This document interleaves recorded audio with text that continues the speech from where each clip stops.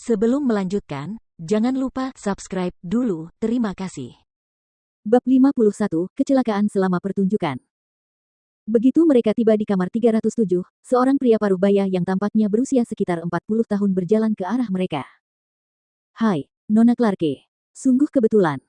Pria itu tampaknya mengenal Victoria. Victoria juga sedikit terkejut. "Anda, Tuan Cruz. Apakah Anda juga datang untuk makan malam? Saya ingat Anda biasanya makan di restoran Sunny." Victoria mengenal Tuan Cruz, teman dekat Zack, dan sering makan di restoran Zack. Tuan Cruz berkata, "Yah, anak saya bersikeras ingin menonton Trey Scott atau siapapun itu tampil, jadi dia menyuruh saya datang ke sini." Victoria tersenyum. Ia yakin bahwa banyak pengunjung malam ini adalah orang-orang yang dipaksa makan malam di sini oleh anak-anak mereka. Pasalnya, sebagian besar remaja dan anak muda yang gemar mendengarkan Travis Scott tidak mampu memesan kamar pribadi atau makan di restoran ini.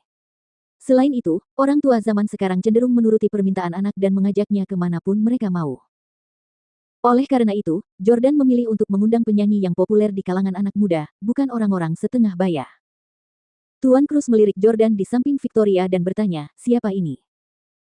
Victoria menatap Jordan, yang identitasnya sebagai presiden perusahaan masih dirahasiakan dari publik dan hanya diketahui oleh para eksekutif C-level perusahaan mitra. Karena itu, Victoria tidak berani memperkenalkannya. Melihat hal ini, Jordan merangkul Ashley dan berkata, "Aku pacar Ashley."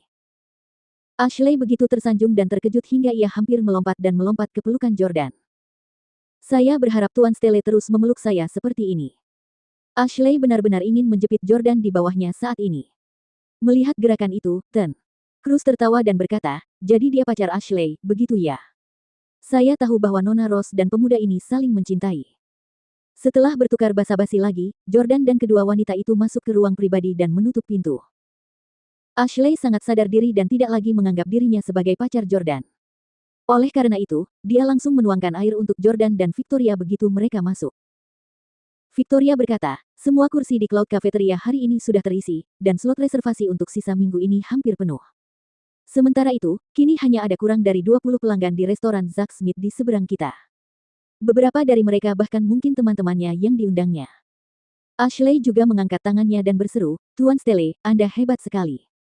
Anda berhasil mengalahkan Zack Smith, dan Anda akan memonopoli industri restoran di Orlando."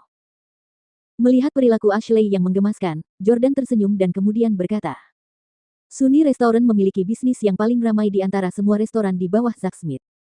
Saya hanya perlu membuat restoran ini tutup, dan tidak akan ada yang perlu ditakutkan lagi." Jordan mengambil gelas airnya dan mengingat sikap angkuh dan merendahkan yang ditunjukkan Zack saat pesta ulang tahun Diana tempo hari. Ia lalu menenggak air itu sekaligus. "Mari kita lihat siapa yang akan hancur kariernya dan sumber penghidupannya." Tak lama kemudian, waktu menunjukkan pukul 8 malam, saatnya lagu hits Siko Mode dibawakan. Selama waktu ini, semua tamu di ruang pribadi dari lantai 2 hingga lantai 5 meninggalkan kamar mereka dan berdiri di luar untuk menonton pertunjukan. Di dalam ruang 307. "Apakah kamu ingin keluar dan menonton pertunjukannya?" tanya Victoria pada Jordan. Dia khawatir Jordan tidak suka melihat Tyler dan Hailey karena Tyler dan Hailey makan malam di tempat yang sama saat lagu itu dibawakan. Jordan berkata, "Tentu saja, saya bos tempat ini. Meskipun saya tidak suka musiknya, saya tetap harus keluar dan melihat bagaimana reaksi penonton terhadap pertunjukan ini. Ayo, kita keluar."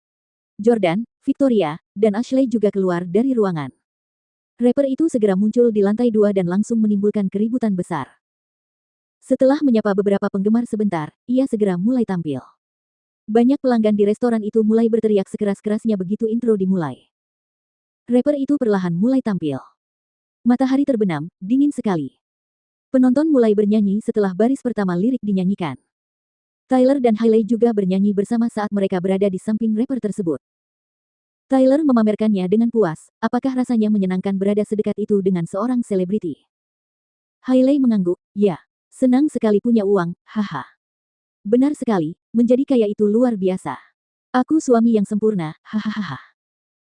Sambil menikmati dengan puas, Tyler mengambil kesempatan itu untuk merangkul Hailey, yang tidak disangkal oleh Hailey. Pada saat ini, Victoria memperhatikan bahwa Jordan telah mengencangkan pegangannya pada pagar lantai 3.